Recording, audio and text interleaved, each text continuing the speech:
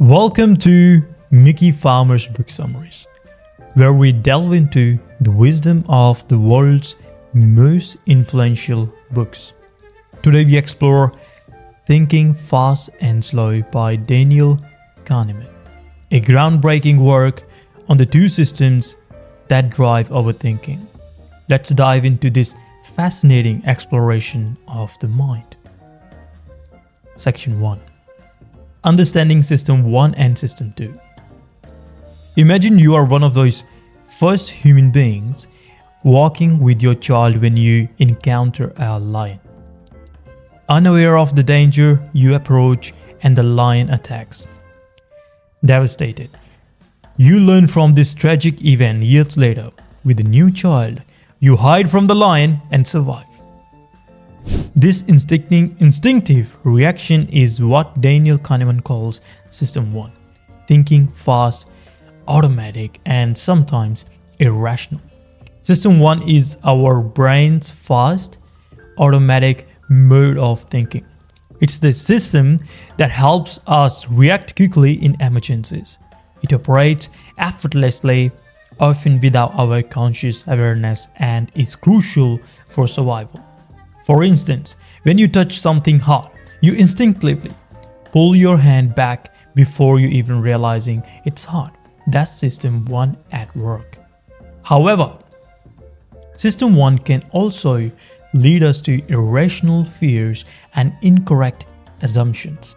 For example, if you experience a traumatic event involving birds, you might irrational fear of all birds, even though they pose no actual threat. System 2, on the other hand, is slow, deliberate, and logical. It requires effort and is used for complex decision making and problem solving.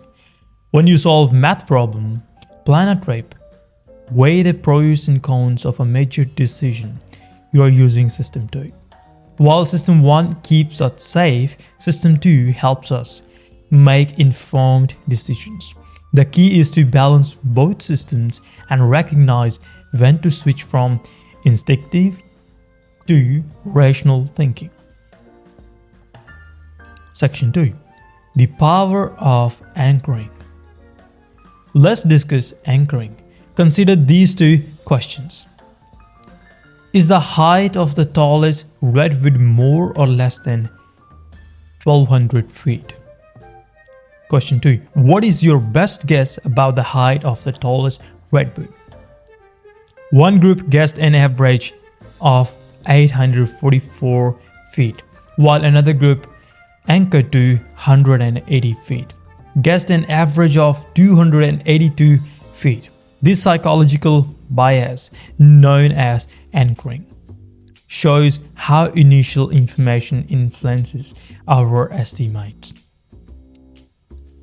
Anchoring affects us more than we realize. For example, if you are negotiating a salary, the initial offer can heavily influence the final amount, regardless of the actual worth of the job. Similarly, when shopping, the price you see and anchor your perception of what is reasonable, affecting your purchasing decisions. Understanding anchoring can be useful. If you are a buyer, be wary of initial prices and do your own research. If you are a seller, strategically set your prices to influence perception. Use anchoring to your advantage in negotiations and decision makings. Section 3. The science of availability. Next, we explore the science of availability. Imagine you are constantly exposed to news about terrorism and plane crashes.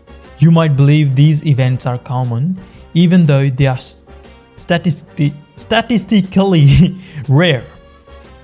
Stats say they are so rare. This bias, known as the availability heuristic, skews our perception based on readily available information. The availability heuristic means we judge the likelihood of events based on how easily examples come to mind. If you frequently hear about shark attacks, you might overestimate their occurrence, despite The low statistically probability, well, that's a really difficult word for me to say, but I'm gonna say it anyway. So low stats probability, this can lead to unnecessary fear and anxiety. To improve your life, limit exposure to sensational news. Focus on positive, accurate information to maintain a realistic and optimistic outlook. Remember, what we see frequently isn't necessarily what happens frequently. Section 4.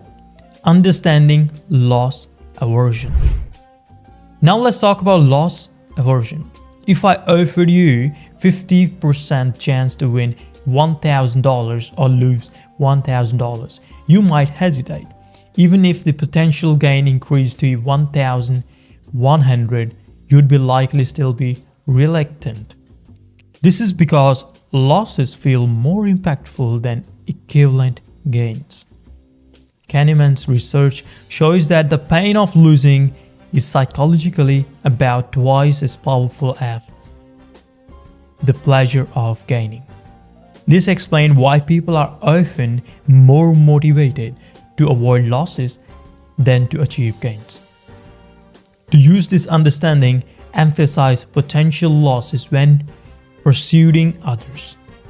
For example, to deter someone from alcoholism, highlight the risk of losing loved ones rather than the potential for better opportunities. By framing the consequences in terms of losses, you tap into a stronger motivational force. Section 5. The impact of framing. Consider framing. If a doctor says there's a 10% chance of dying from surgery, it sounds worse than a 90% chance of survival. Even though both statements are identical, how you frame information can significantly influence decisions. Framing can be very powerful in everyday life. For instance, when encouraging healthy eating, emphasize the benefits of a nutrition diet rather than the negative of unhealthy food. Saying eating fruits will boost your energy and improve your health is more appealing than avoid junk food to prevent illness.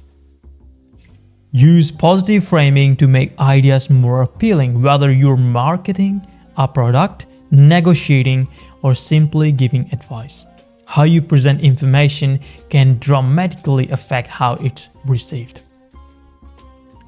Section 6. Avoiding the sunk cost fallacy. Finally, let's address the sunk cost fallacy. Imagine John loses $1,000 gambling but continues playing, hoping to recover his losses. Or Jen, who bought candy but now wants to eat healthy, struggles to discard it because she spent money on it. Both are influenced by past investments, even when they no longer serve them. The sunk cost fallacy makes us irrational committed to our past decisions. We often think that because we already invested time, money, and effort, we must continue. Even if it's against our best interests, avoid this fallacy by focusing on current benefits and future outcomes, not past investments. Let go of items or habits that no longer add value to your life. For example, if a project at work isn't yielding results, it's better to cut your losses and move on rather than sink more resources into it. Look around your house right now. How many items and how many times you've gathered them. But let's speak about the items itself. How many items you have kept because you spend money on them, even though they no longer serve a purpose. Clearing these out can free up space and mental energy. Trust me, it really helps a lot.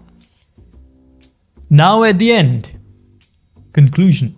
In Thinking Fast and Slow, Daniel Kahneman provides invaluable insights into understanding and mastering your thought process. By recognizing biases like anchoring, availability, loss, aversion, framing, and the sunk cost fallacy, you can make more informed decisions and unlock your true potential. Remember, the goal is not to eliminate System 1 thinking but to be aware of its limitation and know when to engage System 2.